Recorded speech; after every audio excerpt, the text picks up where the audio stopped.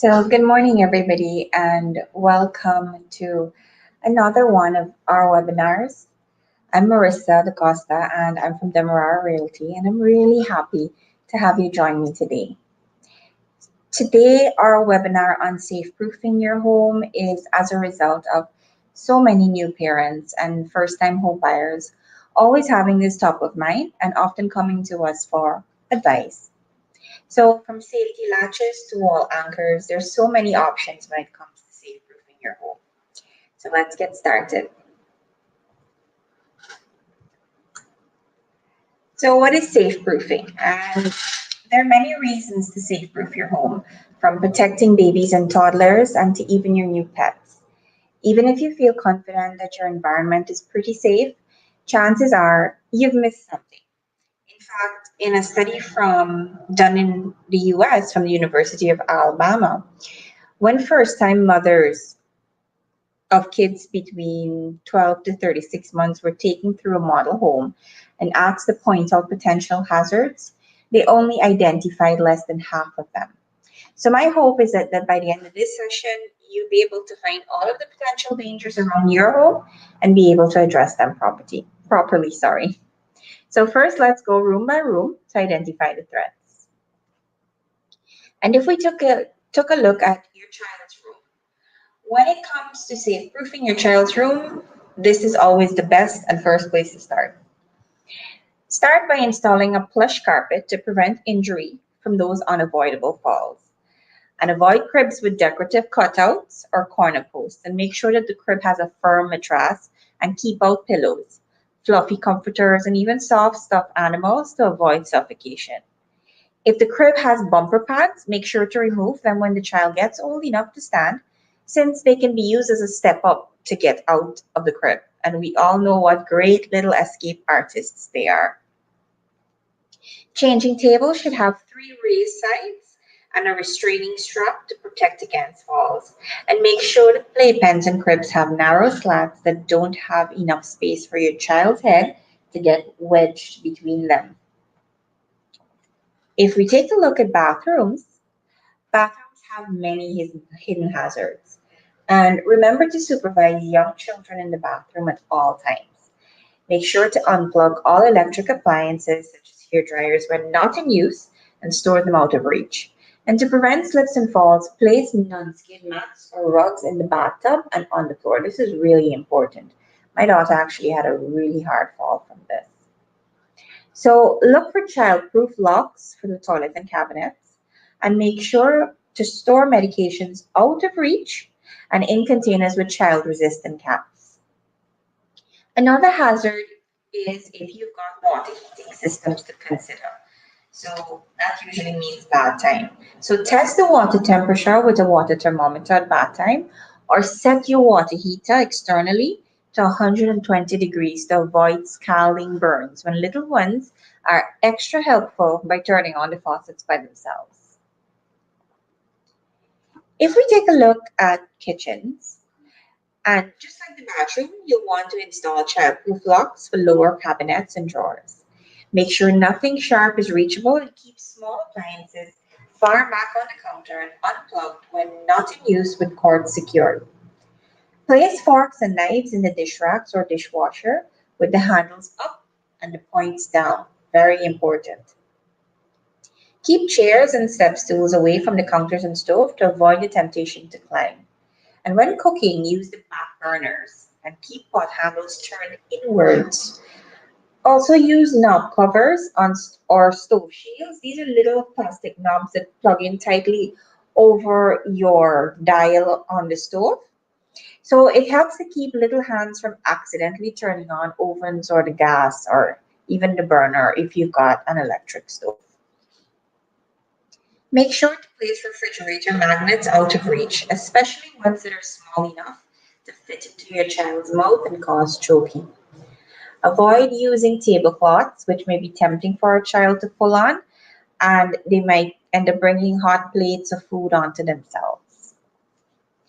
If we take a look at the living room, this is another area where many hidden dangers are lurking. Place pads on table corner edges and be particularly wary of glass tables. Now, when you place these pads on, this doesn't have to be expensive. Sometimes you may buy new appliances and it comes with a bit of styrofoam. You can always cut it out, especially if your tables have got sharp edges, and attach it onto the edges of the table. So it doesn't have to be an expensive fix. Table edges are usually very treacherous for a little one learning to walk. So make sure the glass tables are made of tempered glass, whereas non-tempered glass shatters quite easily. Make sure any freestanding furniture is securely fastened to the wall. High bookcases and TV stands sometimes come with hardware for security because they can tip over very easily. And this is something we've read about or heard about even more recently in the news, where the chest of drawers or the living room TV stand falls over on a child because they were climbing, obviously, and it really injures them. So please be careful. Try to secure it against the walls. So we've got other household hazards as well. And when it comes to protecting against other hazards, remember to keep doors closed, block off stairs, and keep clutter off the floor. There is any number of potential hazards located throughout the home. And if you have a few that we haven't discussed as yet, please feel free to share it in the comments. For our North American counterparts, we can also look at the fireplace for those who have or who live rather in warmer climate, in colder climates, and of course have a fireplace. So the best way to identify potential hazards is to get down on the floor at eye level and to experience what your little ones will see. And fireplaces are usually a big safety hazard. So both babies and pets can be harmed by flames and flying ashes. And you can install heat resistant gates to use while the flames are burning, but make sure to lock your fireplace doors when not in use and keep fire stoking tools out of reach. If you have a sharp or stony hearth, look for padding to avoid injury from falls. Artificial fireplaces can also contain small rocks that can quickly become choking hazards. So I do know that in the warmer climates, a few of us do have artificial fireplaces as well. So just be careful about that. And if we take a look at wires and cords, make sure to tuck cords away. So pets who chew unplugged in cord can be electrocuted. And not only pets, kids as well.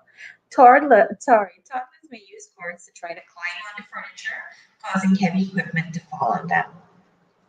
Make sure to secure any loose wires or cords by either keeping them out of reach, securing them to the wall, or covering them completely. Loose blinds or curtain strings can also provide a tempting new thing to explore, but can be serious choking risks. If we take a look at windows, we need to make sure that windows can't open more than 3 inches. And special hardware can be installed to limit how far windows open, and gates can block access to windows. So if you have like an inner mesh, even better. Be aware of furniture that can be climbed upon near windows. Don't count on screens or the mesh to be enough to keep a curious child or a pet from falling through. Shorten drapery and blind cords. Very important. I know some of us have these decorative cords that we like to hang on the curtain. Be very careful and cautious about those when you have young children around. Look for cordless blinds. That might probably be your best option. Mark sliding doors and other expanses of glass with colorful stickers, to avoid kids from running into them. Even pets. My dog is also guilty of doing that. If we take a look at chemicals, remember it's really important to poison proof your home by keeping chemicals out of reach. And this includes cleaning agents, medicines, hand sanitizers, vitamins, toiletries, mothballs, dishwasher pods, laundry pods, etc. Keep purses and bags out of reach as well, which may contain many similar dangerous products. Make sure household plants aren't toxic. If they are, keep them out of reach. I've personally found it handy to post up a tip sheet on the refrigerator on the various remedies needed for poisons, burns, allergies, and general little mishaps, just in case. If we take a look at water safety, never leave babies or young pets unattended, even for a moment, in or near a pool or other water source. Even shallow wading pools and bathtubs can be a potential threat to a child left unattended. Store empty wading pools upright after use, and also remember not to leave even small amounts of water, cleaning solutions, or other liquids in buckets or other containers. Can you imagine what will happen to a child if they fell headfirst into a bucket with just a small amount of water and they can't get back out? So, also install a 4 foot high safety fencing around pools with a self closing, self latching gate to keep little ones out. If we look at safety devices, you can easily find and install all kinds of safety devices through your home. Safety devices should be sturdy enough to hinder access and yet easy for you to use. They can actually be found at hardware stores, baby equipment shops, supermarkets, drugstores, home improvement stores, and even on the internet on sites such as Amazon. It's actually where I got most of mine from. I've already mentioned a few safety devices such as safety latches and locks for cabinets and drawers in kitchens, bathrooms, and other areas to help prevent poisonings and other injuries. But there are many more. And one nifty little one that I also purchased, it's usually by the pack, it's not very expensive, are socket plugs. So they're plastic plugs that you fit into the socket quite safely. It's not very easy to get out, but it actually helps to prevent if you've got low power points or low socket points. It actually prevents your child from sticking stuff, especially metal items, in there, and of course, shocking themselves. So a few other safety devices include safety gates, which can help prevent falls down the stairs and keep children from entering rooms and other areas with possible dangers. Additionally, doorknob covers can be used to keep children away from places with hazards. Anti-scald devices can be installed to faucets and shower heads to help prevent burns from hot water. And outlet covers and plates help prevent and protect children from electrical shock and possible electrocution. And here's another one. So, for those of us who are licensed firearm holders, keep this in mind that there are far too many children that face unintentional firearm deaths. Um, I remember reading one report with approximately 3 million American children, and we do know that in America, their gun laws are a little bit more lenient, but they've got approximately 3 million American children living in homes with firearms. Can you imagine that? So please keep your firearms locked and not necessarily loaded. To keep your child safe, make sure to get a trigger lock for your firearm and keep it in a locked cabinet. Make sure to lock up the ammunition in a separate place and load and unload your weapon away from home. Keep in mind that children can be curious about guns, no matter how used they are to seeing them, and they're very good at finding them and imitating your actions. And did you know that a 3-year-old is strong enough to pull a handgun trigger? Something to definitely think about. So let's just take a quick look now at what the additional dangers are for our pets. After all, when it comes to pet safety, once we are pet owners, we definitely want to make sure that they're safe and secure as well. Biggest one, the outdoors. Biggest danger to our pets. So indoor plants can be a problem for pets as well as the outdoor plants. And common plants that can cause problems include aloe vera, sago palm, I didn't know that one, croton, asparagus ferns, English ivy, foxglove, hydrangeas, daylilies, sorry, and oleanders. Now these are all local plants. Of course, for our American counterparts, or there may be other plants that I may not be aware of. So feel free to go ahead, check it up online, check out and make sure that you are aware of the plants in your area or in your region that your pets may have a toxicity reaction to. So compost, cocoa-based mulches, pesticides, insecticides, fertilizers, and other garden chemicals can all cause problems to pets. Your first line of defense is keeping things stored away safely and out of reach.